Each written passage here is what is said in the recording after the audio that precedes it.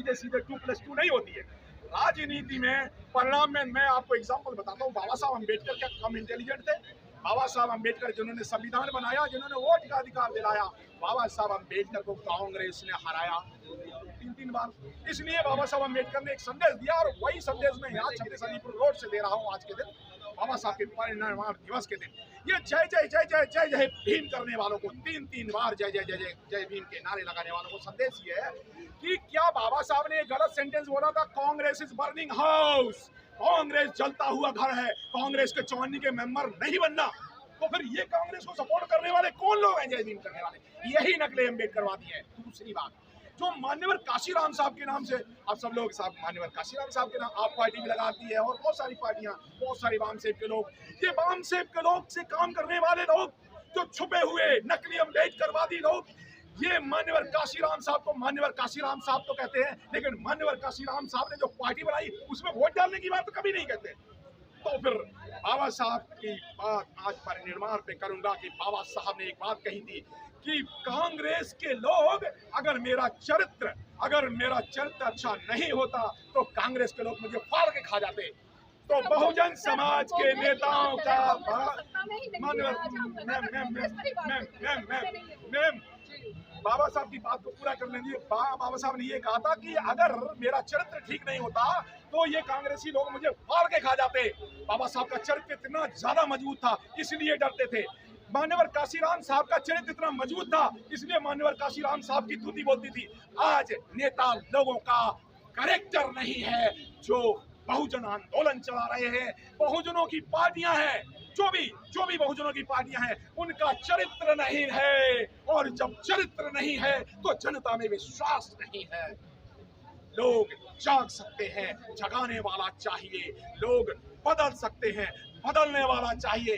इन नेताओं को अपना चरित्र देखना पड़ेगा। क्या वो वास्तव में, क्या ये जातियों की जेलों में कैद लोग, ये जातियों की जेलों में कैद पार्टियां, जातियों की जेलों में कैद पार्टियां क्या 2024 में जनगणना के मुद्दे पे लड़ पाएंगे इलेक्शन? ये जातियों की जेलों में कैद सपा बसपा और जितनी भी पार्टियां, जितनी भी बहुजनों की पार्टियां, RLD, AD, OD, Sharad Pawar, उसे लेकर जितने भी बहुजनों की पार्टियां, मैं बहुजनों की पार्टियों के चैलेंज देता हूं कि ये इंडिया गठबंधन, बीजेपी अरे भाई आओ, अलीपुर 26 अलीपुर रोड से आह्वान देता है अनिल कुमार, आओ बहुजनों का महागठबंधन बनाए। क्यों नहीं बन सकता? क्यों नहीं बन सकता? सामाजिक जड़ें मजबूत नहीं होगी तब तक आप राजनीतिक सत्ता हासिल नहीं कर सकते। इसी तरह से ट्रंप जब हमने सामाजिक जड़ों के साथ साथ में आर्थिक जड़ों पर भी काम किया और इस देश के लोगों की सच्चाई वैज्ञानिक बन गया, लेकिन आज विडंबना है कि लोग सामाजिक आंदोलन तो कर रहे हैं, लेकिन अभी सामाजिक आंदोलन नहीं कर रहे हैं, सामाजिक आंदोलन नहीं कर रहे, वो अपने धंधे चला रहे हैं, चंदे इकट्ठे कर रहे हैं, जय भीम की जयंतियां मना रहे, वो सामाजिक आंदोलन नहीं कर रहे। सामाजिक आंदोलन सही मुद्दों पर होना चाहिए। जैसे इन्होंने, जय भीम करने वालों ने आंदोलन चलाया, आरक्षण बचाओ आंदोलन। क्या आरक्षण बचा? मैं प्रश्न पूछता हूँ, जितने भी आरक्षण बचाओ आंदोलन करने वाले जय भीम वालों से प्रश्न करता हूँ, क्या आरक्षण बचा? नहीं बचा। तो फिर आजकल ये नया एक कि संविधान बचाओ आंदोलन, अगर ये इसी तरह से संविधान बचाते रहे तो संविधान नहीं बचेगा, क्योंकि ये नारे जो हैं, ये नारे आरएसएस द्वारा दिए जाते हैं, कांग्रेस और बीजेपी द्वारा दिए जाते हैं। वो हमारे बिना पढ़े लिखे ना समझ लोग इन नारों को लेके चल देते। कभी आरक्षण बचाओ आंदोलन, कभी ये संविधान बचाओ आंदोलन। संविधान कहाँ जा रहा है? कहीं नहीं जा रहा। आरक्षण कहाँ जा रहा है? कहीं नहीं जा रहा। अपनी सरकार बनाओ, अपनी सरकार बनाओ।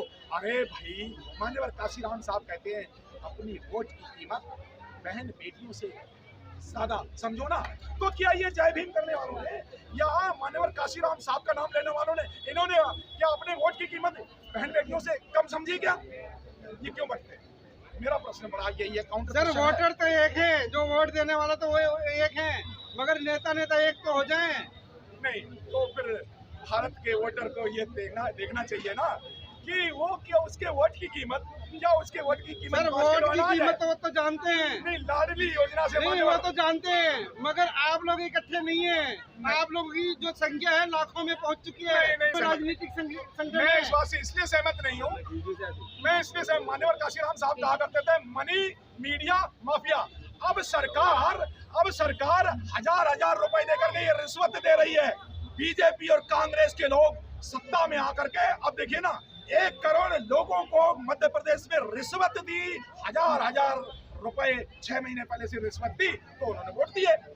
अरे 35% वाला प्रधानमंत्री बनना है, 35% वाला मुख्यमंत्री बनना है, 65% वाला सारे बिखरे हुए हैं। मीडिया में बहुजन मीडिया, 2 तरह के मीडिया, मनवादी मीडिया और बहुजन मीडिया। तो क्या कारपोरेट मीडिया के टीवी चैनल वाले लोग क्या बहुजनों की बात करते हैं? बहुजन की कोई समस्या उठाते हैं? सारे करते हैं। नहीं, सुनने दो। कोई बात बहुजनों की समस्याओं पे कोई बात नहीं करता कोई। देखिए मनी तो वो सरकार से ऐसे वोट देके खरीद लिया। दूसरा मीडिया, कारपोरेट मीडिया जो है वो कभी बहुजनों की बात नहीं करता टीवी पे। तीसरी बात रही अब ये बहुजन मीडिया, ये आप जैसे लोग, बहुत सारे ईमानदार लोग भी हैं, लेकिन इसमें भी कितने हैं जो सिर्फ बहुजनों की पार्टियों की बात करते हैं? कहीं बहुत सारे ऐसे यहाँ पे होंगे चैनल जो कांग्रेस के लिए भी काम कर रहे हैं वो, और पूछिए उनसे, वो लोग हमसे पूछना चाहे पूछे। खासकर मैं कांग्रेस के लिए काम करने वाले यूट्यूब चैनल को, उन लोगों को आमंत्रित करता हूँ, मुझसे पूछे। स्थापित किया गया है उसको हटाया जाए। भारत एक लोकतांत्रिक गणराज्य होने के साथ साथ धर्मनिरपेक्ष राज्य है, जहां सभी धर्मों को समानता प्रदान की गई है। राजतंत्र में पुरोहित हुआ करते थे, जिनके आगे राजा अपने राजमहल में नतमस्तक होता था, किंतु लोकतंत्र में सर्वोच्च संस्था संसद होती है, जहां देश की जनता द्वारा निर्वाचित प्रधानमंत्री और उसके सहयोगी मिलकर शासन सत्ता का संचालन करते हैं। संसद में ब्राह्मण पुरोहितों के समक्ष जो किसी भी सदन के सदस्य नहीं है, उनके आगे भारत के प्रधानमंत्री का नतमस्तक होना लोकतंत्र की मर्यादा के विरुद्ध है। संवैधानिक राष्ट्र प्रमुख होने के नाते आपसे विनम्र निवेदन किया जाता है, माननीय राष्ट्रपति महोदया से विनम्र निवेदन किया जाता है कि इस प्रकार की असंवैधानिक अलोकतांत्रिक परिपाटी को रोका जाए। राजतंत्र के प्रतीक संगोल राजदंड को लोकतंत्र के मंदिर नई संसद भवन से हटाया जाए, क्योंकि भारत का संविधान अपने आप में कानून का राज स्थापित करने की व्यवस्था देता है। किसी धार्मिक व्यक्ति द्वारा न्याय का प्रतीक भेंट करने या उस प्रतीक को स्थापित करने की संविधान इजाजत नहीं देता है, और लोकतंत्र में इसकी कोई जगह नहीं है। दूसरी मांग है हमारी निजीकरण की। गरीब के बीच में न पड़ने वाली खाई बन गई है। सरकारों ने गरीब आदमी को पूंजीपतियों के रहने कर्म पर छोड़कर गुलामी में झोंक दिया है। इससे भारत के नागरिकों की विदेशी गुलामी से स्वतंत्र होने के बाद स्वदेशी पूंजीपतियों के गुलाम बनते जा रहे हैं। भारत के नागरिकों के लिए बड़ी मुश्किलों से अर्जित आजादी, लोकतंत्र और संविधान अर्थहीन साबित हो रहे हैं। हमारे देश की वर्तमान सरकार चंद स्वार्थी संकीर्ण कूटमंडू मनुवादियों के इशारे पर काम कर रही है।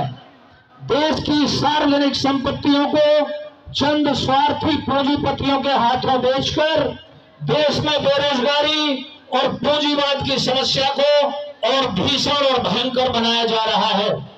केंद्र सरकार देश के संविधान और लोकतंत्र को खत्म कर यहां राजतंत्र स्थापित करना चाहती है। सर्वविदित है कि पिछले 9 वर्षों में वर्तमान सरकार ने संविधान और लोकतंत्र के विरुद्ध जाकर संवैधानिक संस्थाओं का घोर दुरुपयोग किया है। न्यायपालिका के निष्पक्ष संचालन को भी प्रभावित किया है। सदियों की गुलामी और अनगिनत कुर्बानियों के बाद